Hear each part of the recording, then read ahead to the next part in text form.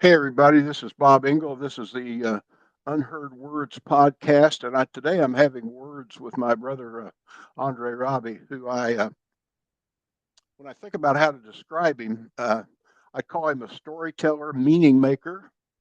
He's an Mhm. author, several books that are all available. By the way, we'll talk about where, brother, before it's over. I'd rather them buy you from you direct than go through Amazon, obviously. But in any case, they're quite accessible. He's also a teacher, and I call you a theolosopher. You are a philosopher of the things of God. So I'm coining a phrase here. I hope you approve of that. That sounds good. Prophetic, you are a prophetic participant in your portion of God's perpetual creation, and we'll talk Mhm. about that.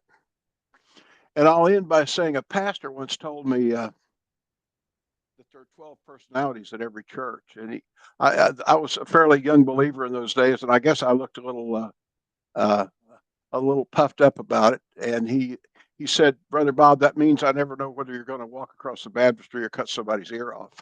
He said, "You're a Peter." He said, "You're a Peter," and I never know. But if I were to describe you, brother, from the interactions I've had with you, if I were to pick a word, it would be sweetness. Mm, And if I were to classify you as one of the 12, it would be John. mm. The, the, the love relationship between John and Jesus was notably exceptional. And That's so precious. Thank you, Bob. well,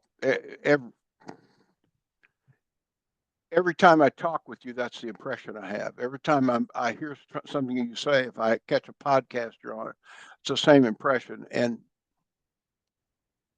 another thing that we would say about John was that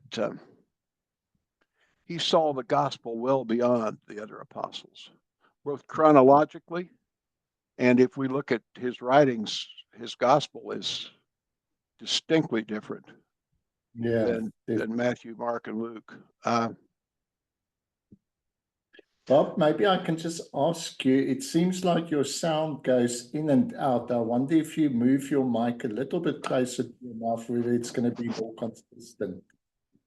Yeah, let's see if that works. Uh, Here we go. wonder if is that better? It sounds better so far. Yes. Okay, good. Yeah, let's thank you for that.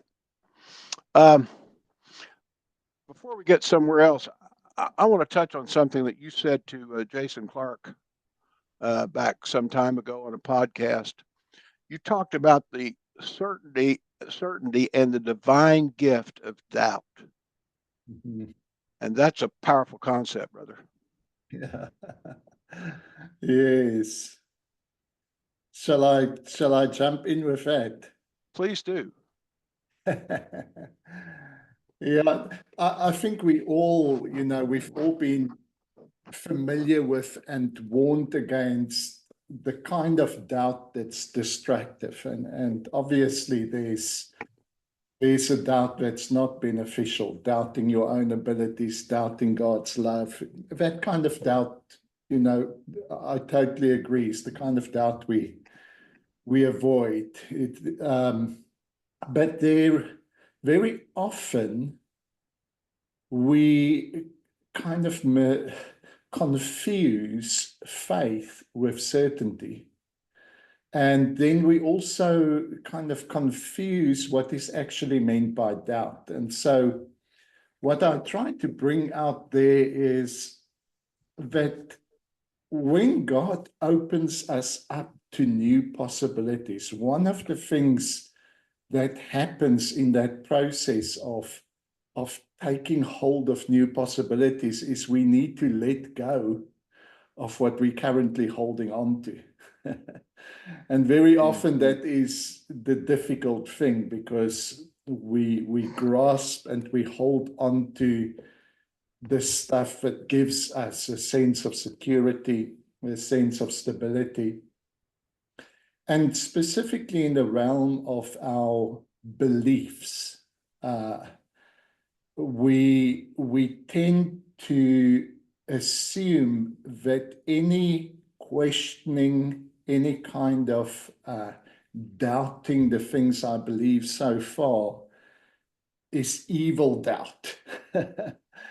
But I'm so glad that there's room, and maybe I can share just from my personal experience. These kind of Yes. ideas didn't just come through abstract academic studies. It came from personal experience where very often I've been in a place where the ideas, the beliefs I had that I was so certain in started crumbling, and it's a very unpleasant place to be.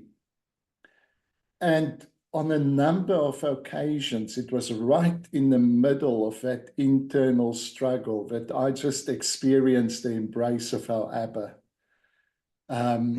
just giving me that assurance, don't worry, this doubt is not you doubting me. This doubt is actually initiated by me so that I can make room for myself. And what I started realizing is very often my ideas and my concepts and my constructs was used to build a very small container for God.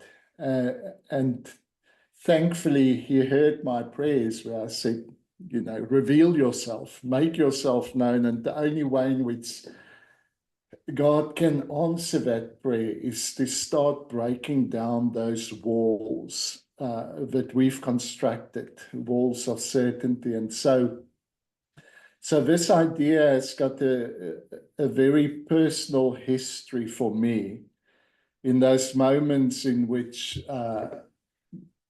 many of the things that I thought was foundational to my faith started crumbling.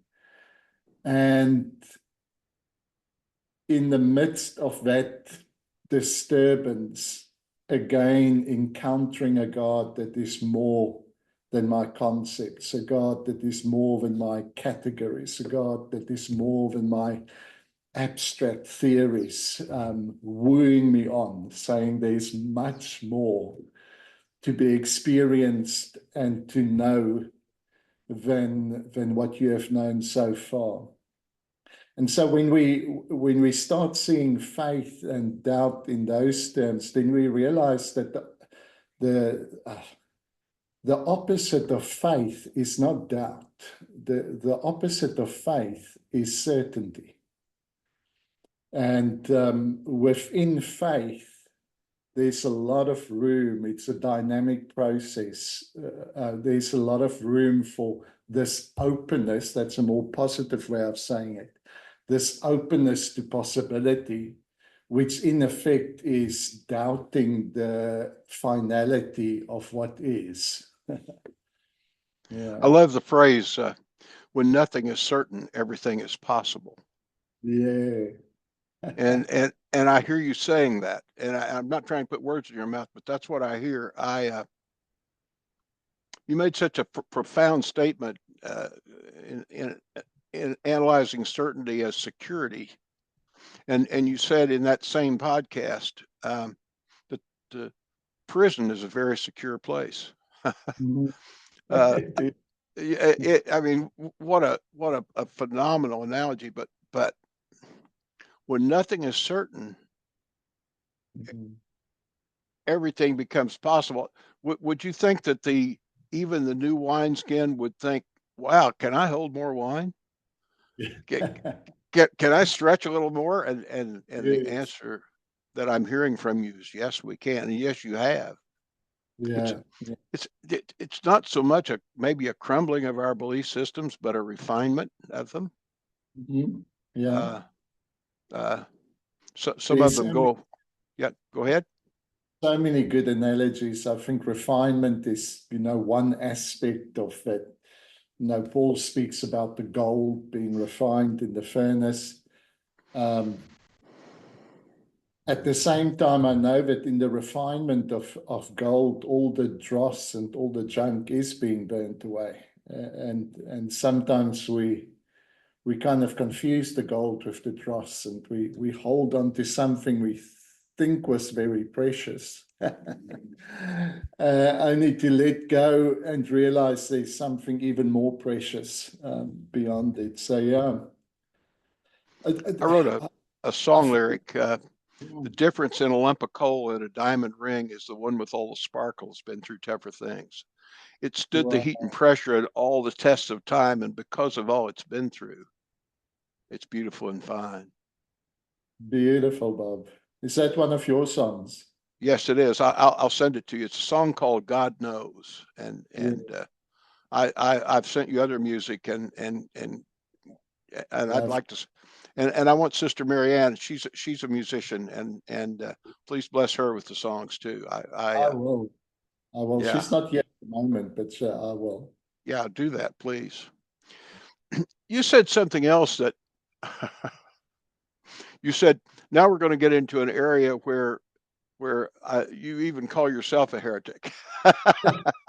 And by the way, I love who was it? Whose definition was a heretic is not at odds with God, but a man who values truth more than tradition. I love, I think it was Alfred North Whitehead, the philosopher, that said, Orthodoxy is basically speculation designed to shut down all speculation. That's a good way of thinking of it and, as well. and I can't top that one, brother, nor would I try, but that's great. Orthodoxy, huh? Is designed to shut down. Say that again. I want to make sure we get that. Orthodoxy is speculation Yeah. designed to shut down all speculation. So it's like, this is the final version of speculation that we all need to sign up for. Yeah. Everything stops here, and right. And a call the other day, someone was bringing up, "I'm the Lord thy God, and I change not." And I wrote a blog about that. So what doesn't change is he never stops revealing more of himself to us, and that kind of takes us, and certainly didn't design it this way, but that kind of takes us to where I want to go. All creation is incarnation, you said. Yeah. You said the incarnation is not finished. Mm-hmm. We could, the eternity is finished. When Jesus said it is finished, he was speaking of eternity, of the eternal consequence. But here and now is not finished at all, is it? Absolutely. I think one of the biggest tragedies is the way in which we have isolated the life and the event of Jesus in a way that it became irrelevant to us. I loved Matthew 24 Message translation. Jesus speaks to his disciples and he says, don't do that to another person. Don't put them on a pedestal and don't let them do that to you. We are all brothers and we have one life teacher, our Father. And I think that so shows the intention that Jesus had, that he was revealing something that was as relevant to us as it is to a brother. And I think we've lost that sense of Jesus being fully human, representing us. And instead, we have constructed an idol that lived a once-off life 2,000 years ago that can never be repeated. But I think the meaning of the incarnation is so much richer, so much more relevant if we start understanding that what happened in the life of Jesus wasn't a once-off transaction where he somehow came to pay the bill to make an angry God kind again, but rather the incarnation as displayed in Jesus was an unveiling, a revelation of what happens all the time, everywhere. And what is that? the thoughts, the ideas, the presence of God is unfolding in unique ways. I look through a window in front of me here and I see a number of different flowers. It's springtime here in South Africa, and so we've got a lot of color and a lot of beauty in our gardens just springing up at this moment. And when I just look at nature, you can sense life unfolding. You can sense possibilities being realized and embraced. And for me, that is incarnation. Many of the ancient Hebrews had the same ideas. For instance, in Psalm 19, the author writes, day to day pours forth knowledge, night to night pours forth speech. Even though we don't hear it, their voice goes forth into all the world. All creation declares the glory of God. And so for me, that is a picture of incarnation. Psalms 19, long before Jesus walked the earth, that Jesus came to embody in human form. And that is that the logos, the dreams, the values, the possibilities in the mind of God would remain abstract ideas and values if it did not have a body, a flesh, if it did not have you and me to make those values actual. Wow. And so it produces this beautiful co-creative relationship between God and all of creation, and specifically humanity, that we have this tremendous opportunity, responsibility, capacity to give flesh or give material to the values in the mind of God. Yeah. You, we are the Now Testament, brother. Absolutely. The book didn't stop 2,000 years ago. It just got canonized, Yeah. which did it no favors, by the way. Yeah. You said God's ambition is to become us. Now, I'm going to tell you that you start talking like that, and the same thing will happen to you, to Jesus, when he got up at what I like to call the First Baptist of Nazareth and gave his own testimony. That's going to get you not asked back in a lot of places. That's all right. You only need to say the truth once, you know. I mean, it's going to stay. The grass may wither and the flower may fade, but when you say it and they hear it, it never dies, right? Yeah. Absolutely. But you I said mean, it's God's that idea that we've been so obsessed about this dualistic way of thinking of material is evil and God is good. And so somehow our ambition should be to become more divine, more godlike, to ascend into heavenly places. And this is part of the revelation of the incarnation, is that actually the message is the complete inverse, that it has always been God's dream to inflesh himself. Wow. It has always been God's dream to take these values and make them actual. And so in that sense, it reverses our religious ideas, and it reverses the flow. It's no longer a striving of us trying to become divine, but it's this openness to a God who is becoming infleshed, becoming embodied, the becoming God, and he does his becoming through us. Yeah. So we could call it procreation. I mean, Yeah. he he practices his own word of being fruitful and multiplying. Mhm. Wow. Uh, Okay.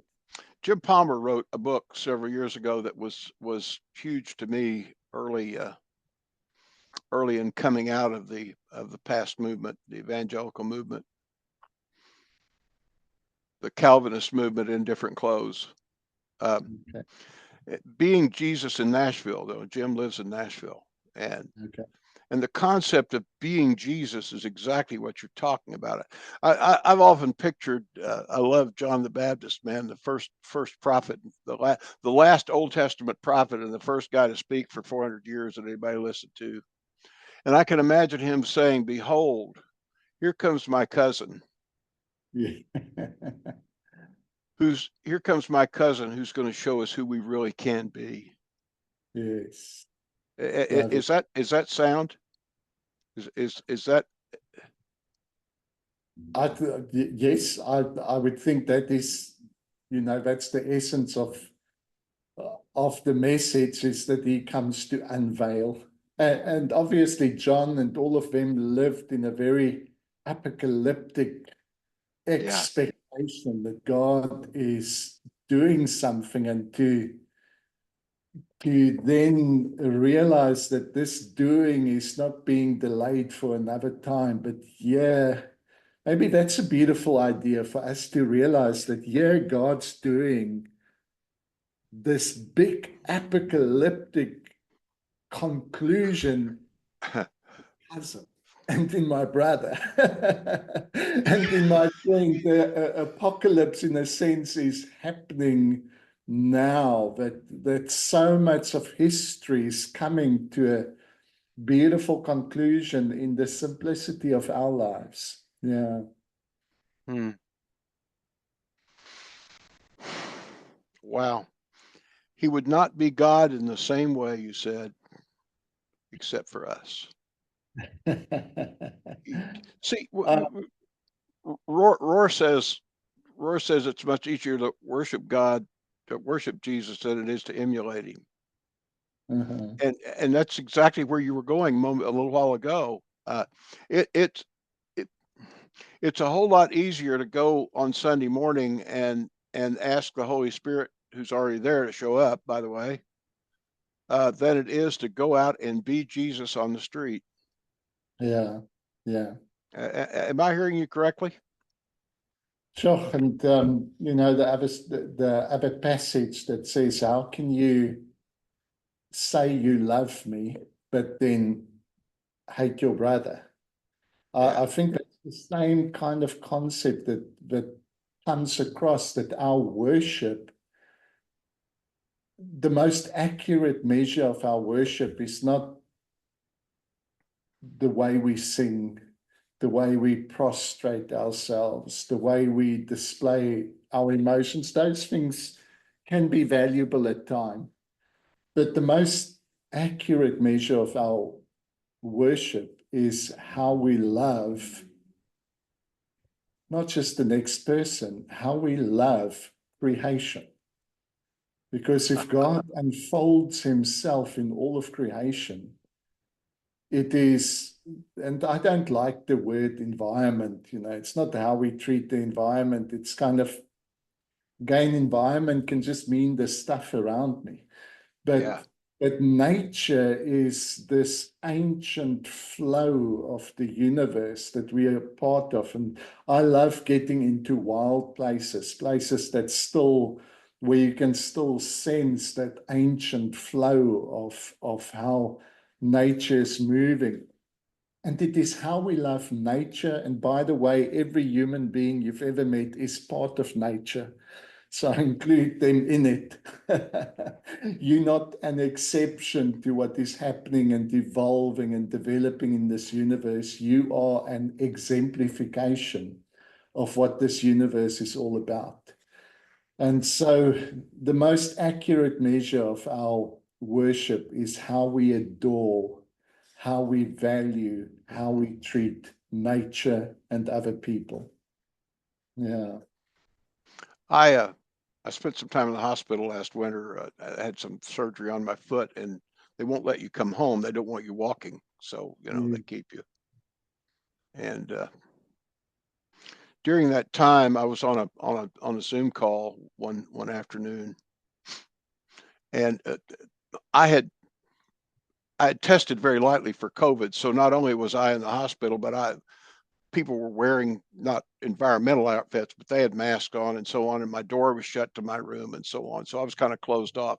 And I'm on this call, and the door opened, and a nurse came in, and I said to the people on the call, "Excuse me, one of my congregation just came in." And I thought, what did I just say? Flo and I were ordained in 1984, but we've never ever felt led to pastor a church ever. Yeah. And I've years and years ago, I said to the Lord, "What's the deal here?" At our ordination, I was told you have a pastor's heart, and I went to the Lord and I said, "If I have a pastor's heart, but I'm not supposed to pastor a church, what do I do with this? You've given me this. What do I do?" And what the Lord told me was, be a friend to pastors. Be someone that they can be around, that they don't have pastoral responsibility toward. Let them just let their hair down, if you will, and so on.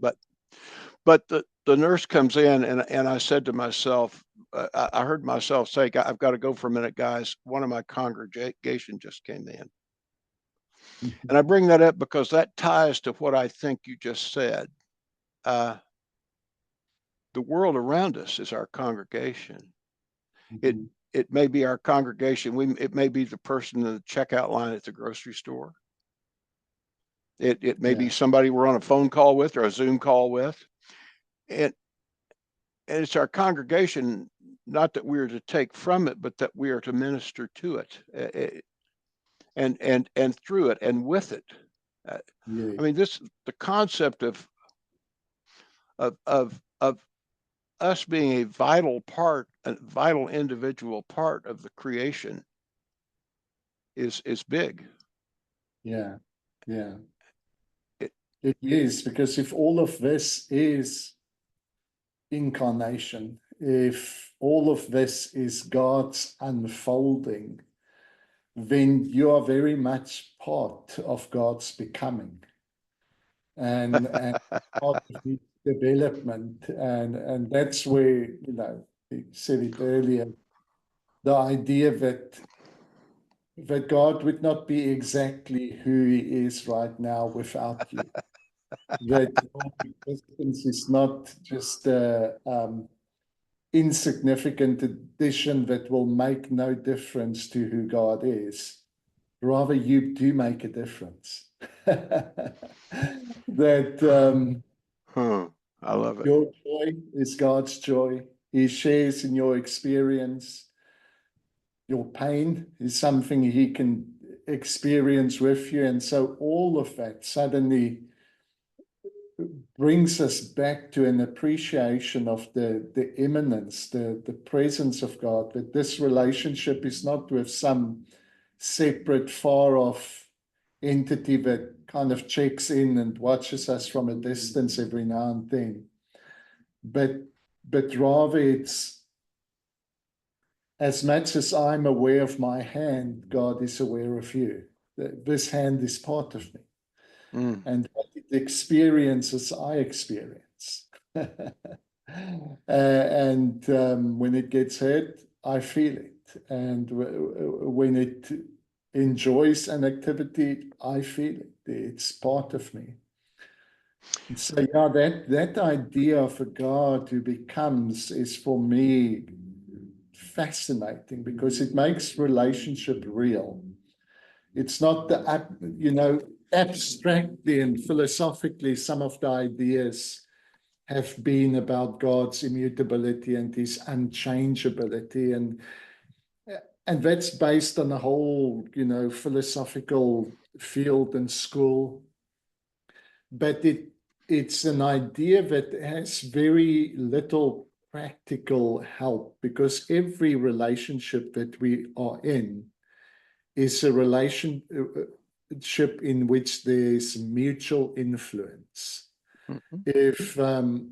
If I have absolutely no effect on my wife, that won't feel like a real relationship. Relationship is a mutual influence and enjoyment. And so I think the relationship we have with God is the most real, personal, mutually influencing kind of relationship there is. The word become all of a sudden has a broader meaning to me after what you're saying. It is becoming.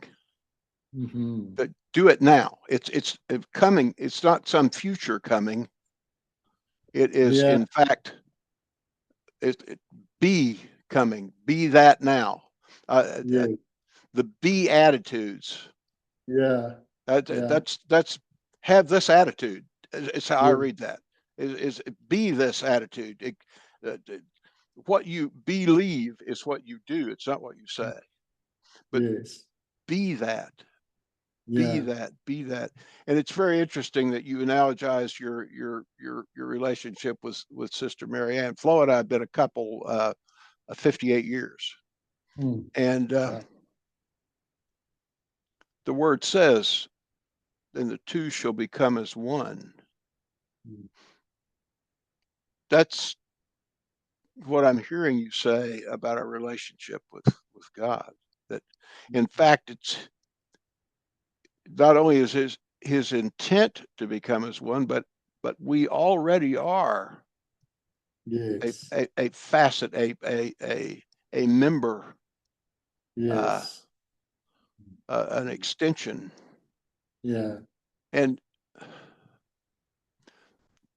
that is both a beautiful thought yeah, and a challenging responsibility. it is. Uh, And I love the idea of a unity that includes a diversity. Now, I'm so glad that the day I told Marianne I do, that she didn't just disappear and become one with me in a way that is indistinguishable from who I am.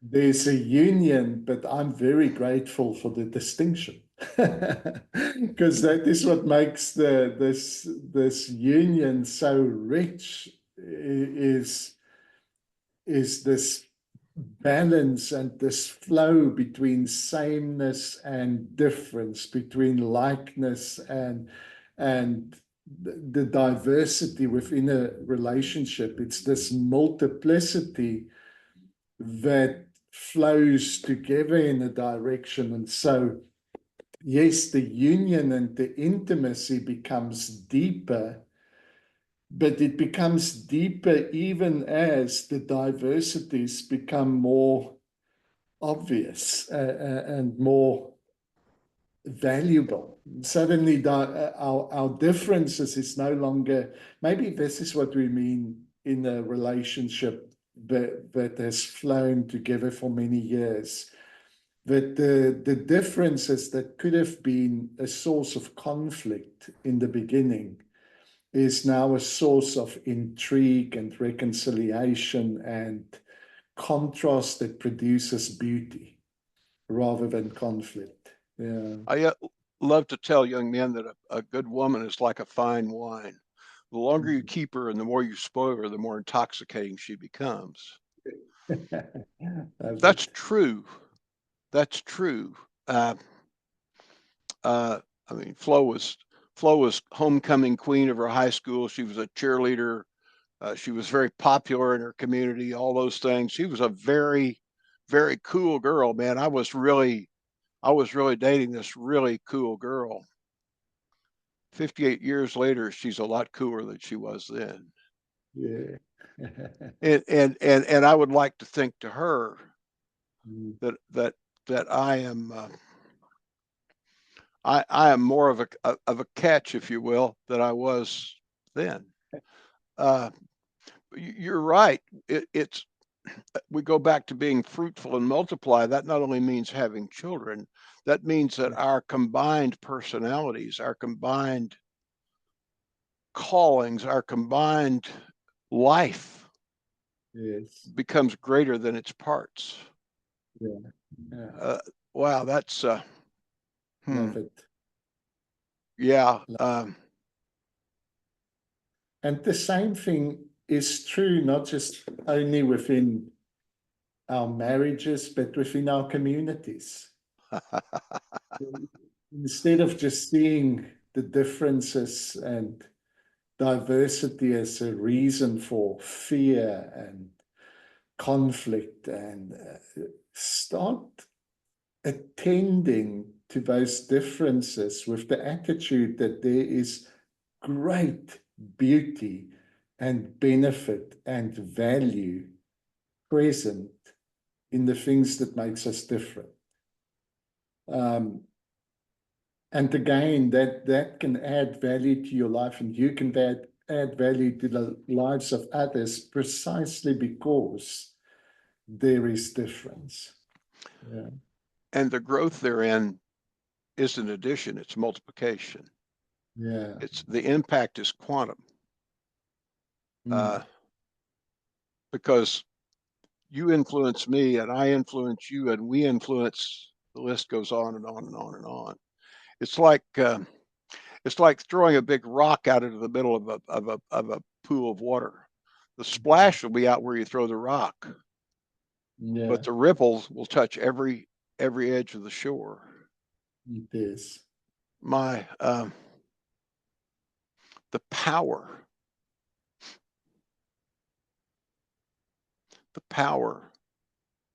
of realizing who we're really intended to be, and then being that person.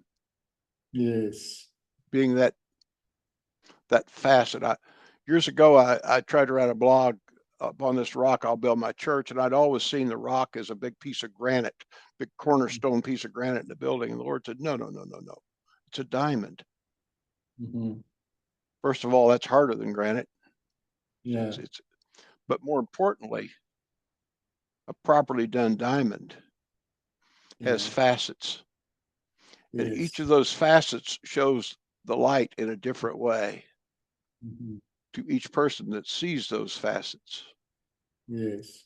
So it's this never-ending spectacle of revelation of light.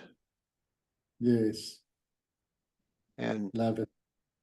And he is the light. It just doesn't stop, brother. It doesn't. It's inexhaustible. I love it. That's why we can never settle for certainty. I think certainty is the laziness that settles in, that forces us to allow our sight to settle on an idol rather than allowing the living God to draw us ever deeper into the inexhaustible beauty that is Him. And that place of astonishment should never be replaced by a state of certainty. There's many things we can be certain about. I'm speaking about this exploration into the relationship with God that should be inexhaustible. I'm glad I can be certain that if I book a ticket on a flight, I'll probably be allowed on the flight. There's lots of natural things we can be fairly confident in. But it's not that kind of certainty I'm speaking about. It's let's take even our relationship with one another within a marriage. We can so easily settle into a familiarity, but I know who the other person is, that I start missing the depth that I haven't explored yet. And it's to remain open to the fact that there's things about my partner, there's things about me that I haven't explored yet, that is inexhaustible. There's a depth that we've got to remain open to, and we cannot go into those deep, beautiful places with an attitude of everything I know is right, everything I believe is correct. We've got to go into it with this attitude of, I'm thankful for what I've been shown, but Papa, I'm open for new things, bigger things. You said Jesus didn't exhaust the mystery. He's the icon into the inexhaustible God. Yes. We can literally see more beauty, you said, than he could. I can't get away from, listen, guys, I've got to go. I've done what I'm supposed to do here. And I know you've seen me do a lot of things, but you're going to do more than I did. Yes. What an incredible license. Incredible is not the correct word. What a completely credible authorization and license that is. Yes. To be, leave, Yeah. to become. And if we are to follow his example, we've got to, just like Jesus, go beyond the accepted traditions, the accepted boundaries, and see more. Like Jesus, we can look at our culture and our religion and say there's something beautiful in it. But at the same time, like Jesus, we've got to say, but there's things that have grown stale, that have become irrelevant, and we need to find new language and new ways that will produce new relationships. I just think of John 4, meeting the Samaritan woman at the well. Mm. Jesus continually did it wherever he went, wherever there was a boundary, a social boundary, a political boundary, a reason why we can't get along. He specifically took those opportunities and said, there's something more valid than the boundary you've built between you and this person.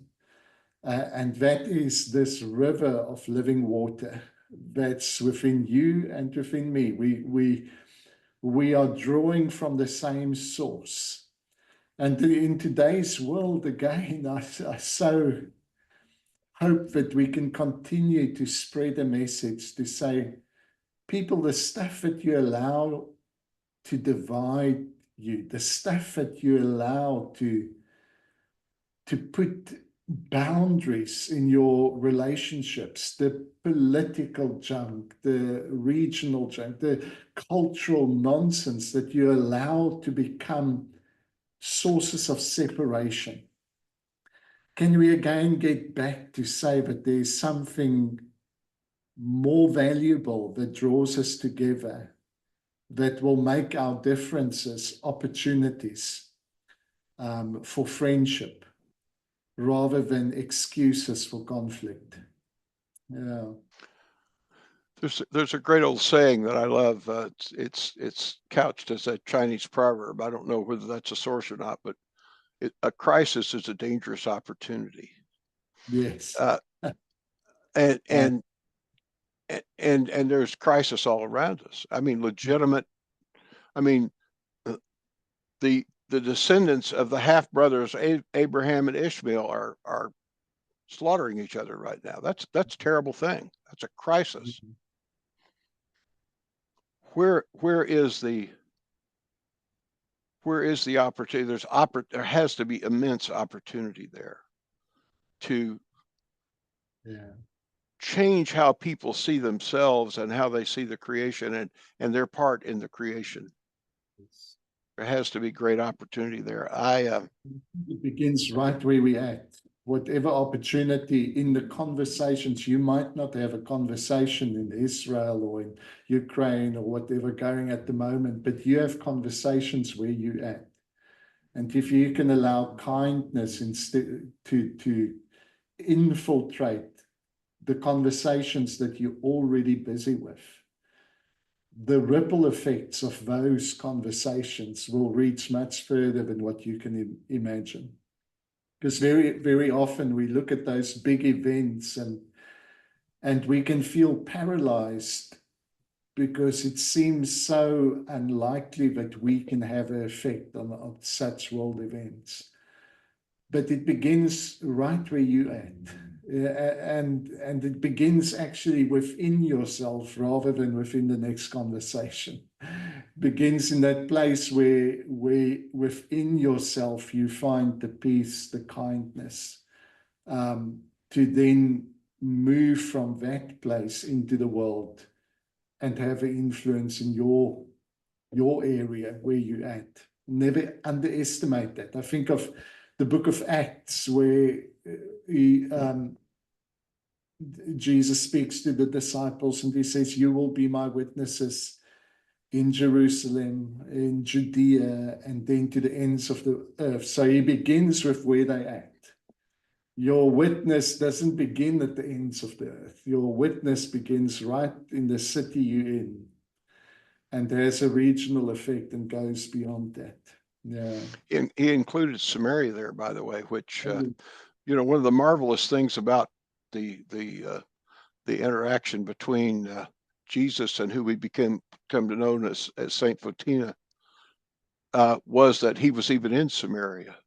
I mean, that's a classic case of most good Jews walked around Samaria. They literally didn't want to get it on their shoes. Yes. And here he is in the middle of the day, unaccompanied, in effect, talking with a woman without the door open. I mean, there all the ministerial rules are being broken there, right? And he made her an apostle. Yes. The first person to preach the gospel to the Gentiles was a Samaritan woman. Amazing. And Rachel Cannon points out in her book the longest conversation Jesus had with anybody recorded in Scripture. 36 verses of conversation with that woman. Yes. Totally unacceptable Yeah. from the standpoint of Orthodoxy. Totally unacceptable for that conversation to happen. Yeah. And it exploded. Mm-hmm. It exploded from there. First thing, this woman who's been put off by 5 husbands. By the way, a woman didn't have a right to leave a husband in that culture. The husband got rid of her. And who's out there by herself in the middle of the day. It's speculated because the other women in the town probably didn't want to be around her early in the morning or late in the evening. But she goes back to town, and it is so evident what that conversation has done that the whole town comes back out to meet this guy. What happened here? That's a case, that's a beautiful example of exactly what you're saying, and that is we have no idea what the power of our conversation is. Yeah. If we just show, you keep exemplifying John. Here's old John. He shows up, and somebody says, "Wait a minute, do you know who that is? Wow. That's John. He's the remaining one that walked with Jesus. This is the one guy that's left. Man, I'll bet his theology is great. Let's start a doctor of divinity program around him. Brother John, where would you like to start?" And he said, "Here's the whole deal. Love one another." Yeah. Wow. So simple. And something you're never going to exhaust. Not if Exactly. you do it in practice, because it's easy to love the whole world in theory, but to love the next person in reality is more difficult. And I think that's where he brings it's such a simple instruction, but it's in the actual practice that we realize this is something that can keep me busy for the rest of my life, learning to love. And you don't have to learn something new every day. You just need to continue to learn how to love. By the way, it's your nature. This doesn't require some great conversion of who you are. This literally is revealing the purity of who you are. We call procreation making love. And we are made love. Yes. Wow. Love it. Brother, This is like discovering an oil well in your backyard, to have this conversation with you. There's a wealth that's beyond my ability to describe, and I'm pretty good with words. But man, what would you leave us with? What would you say today to add to the? And it requires nothing, by the way. It's a complete. Everything you said till now is complete. But is there anything else that you'd like to? Any other doubt you'd like to start, or any other? Any other thought that would challenge us to allow ourselves to be expanded? Maybe the last thing I can leave you with, practice that I often do, is to just, if you take anything away from today, just go sit somewhere quiet for 5 minutes, close your eyes, and just become aware of your own inexhaustible depth. And the deeper you go down that path, eventually you will discover a place where you can no longer distinguish between what is me and what is God.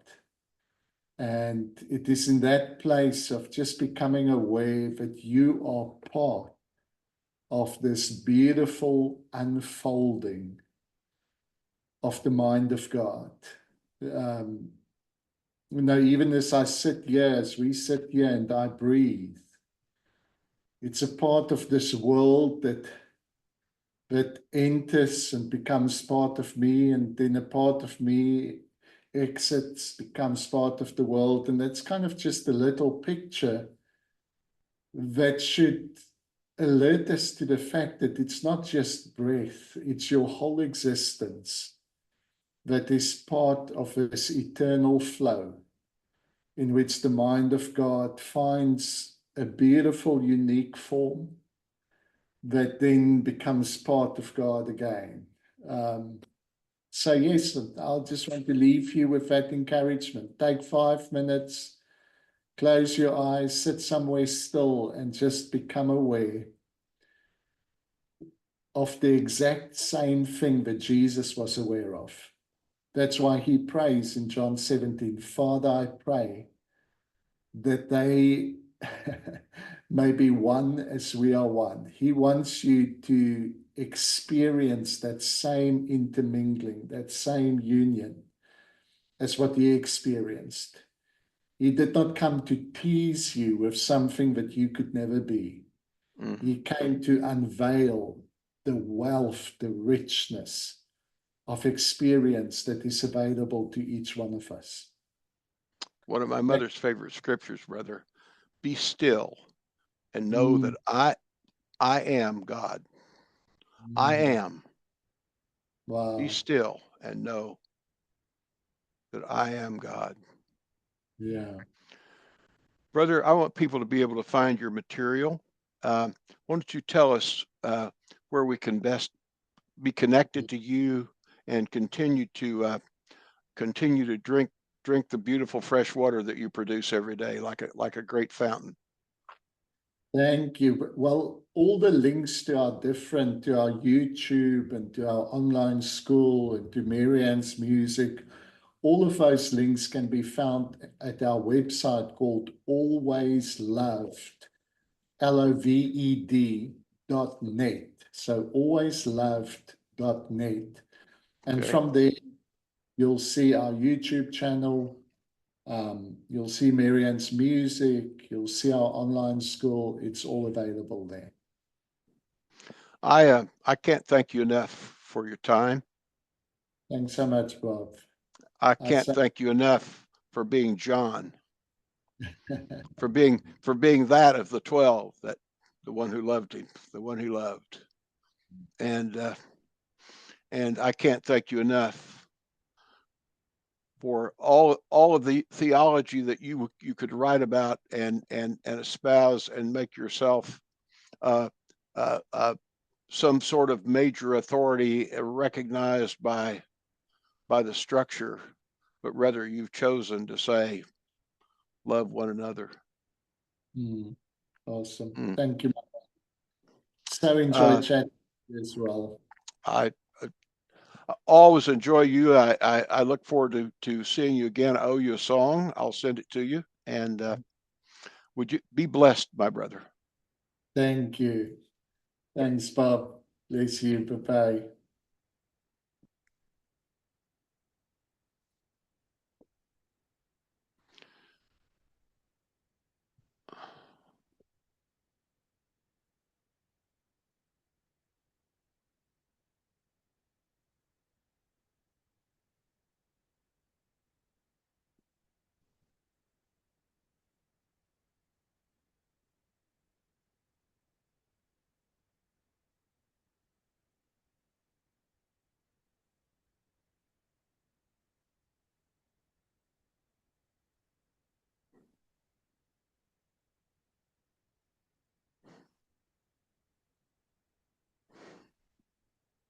Okay.